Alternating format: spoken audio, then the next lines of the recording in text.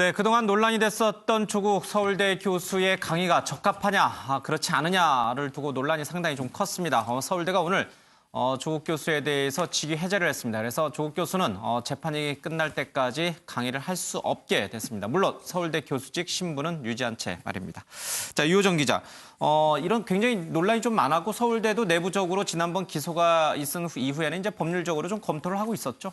네, 맞습니다. 근데 지난번 제가 취재를 직접 할 때만 해도 조금 유보적인 태도였으니까 아무래도 이제 조 전 장관이 완전 무죄를 주장을 하고 있고 재판에서 결정이 되지 않았기 때문에 이 무죄 추정의 원칙을 좀 따라야 하지 않겠느냐라는 이제 관계자 얘기를 직접 듣기도 했는데요. 근데 그동안 이제 재학생으로부터 과연 강의가 정상적으로 진행이 될까라는 우려의 목소리가 있었던 만큼 이런 검토를 통해서 이 직위 해제 결정을 내렸다고 오늘 최종적으로 밝혔습니다. 일단 서울대는 오늘 형사 사건으로 기소된 이 조 전 장관, 조 교수인 만큼 정상적인 직무 수행이 어렵다고 판단해서 오늘자로 직위 해제를 결정했다라고 밝히면서요.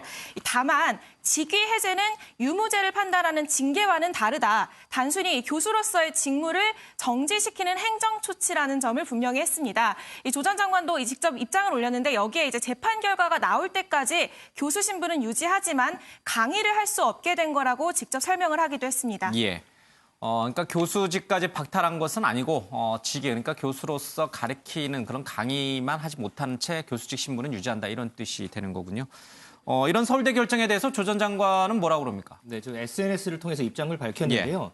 이 기소만으로 불신분상의 불이익 조치를 내리는 것은 부당하지만 서울대 결정을 담담하게 수용하겠다 이렇게 밝혔고요. 자신이 이제 강의를 할 경우에 발생할지 모르는 이제 학내 소동, 뭐 서울대 부담 이런 것들을 좀 신경 쓰는 모습을 보였습니다. 그러면서 재판 대응 외에 지금 이제 글쓰기를 하면서 강의실에 다시 설 날을 준비하겠다. 출항을 준비하는 어부의 마음으로 하루하루를 살겠다. 이런 입장을 나타냈습니다.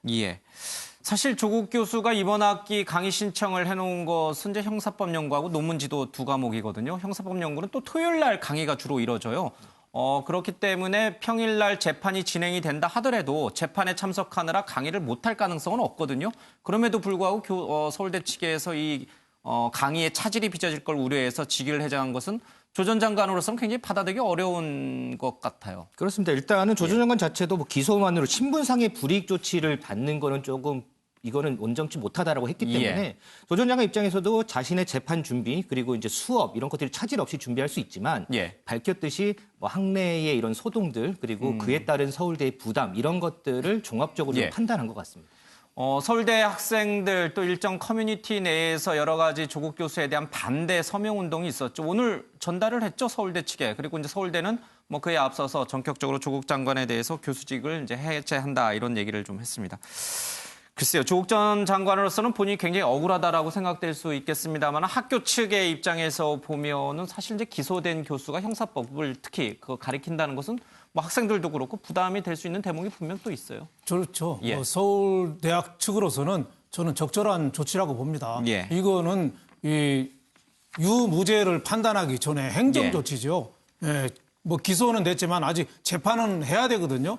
그 이전에 지금 현실적으로 강의하기가 어렵기 때문에 이 중지를 일단은 시키는 거 직위 해제를 해서 하는데 이것도 급여는 뭐 어느 정도 기간은 절반 나오고 그 지나면 전체 급여의 한 30%가 나오거든요. 근데 이제 일단은 기소가 됐으니까 기소된 게 이제 유재수 전 부산 경제부시장 감찰 무마 사건 그거 불구속 기소가 됐죠. 또 조국 그 가족 뭐 정경심 부인도 지금 구속된 상태입니다만 11개 혐의로 또 그것도 또 재판을 받아야 되죠. 또 울산 시장 그 하명 수사 건도 또 재판을 받아야 되죠. 하니까 지금 조국 교수도 그 SNS에 쓴 거 보면은 출항을 앞둔 어부의 심정으로 담담하게 준비하겠다. 그 얘기는 뭐겠어요?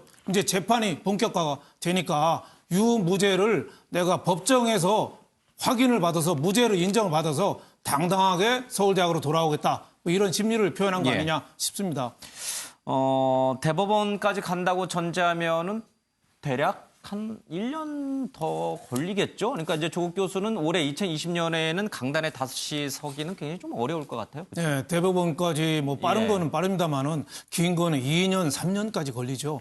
워낙 또 사건이 많아가지고 제가 보기에는 뭐 대법원 하기 나름입니다만 한 2, 3년 걸리지 않을까 싶습니다. 첫 석 달은 일단 월급의 절반 정도는 받고 나머지부터는 이제 30% 정도만 월급을 받기 때문에 뭐 생계에도 적지 않은 영향을 좀 줄 것으로 보입니다. 어쨌든 서울대 이번 조치 조국 교수로서는 좀 억울한 면이 있지만 담담히 수용하겠다 이런 입장을 좀 내놨습니다.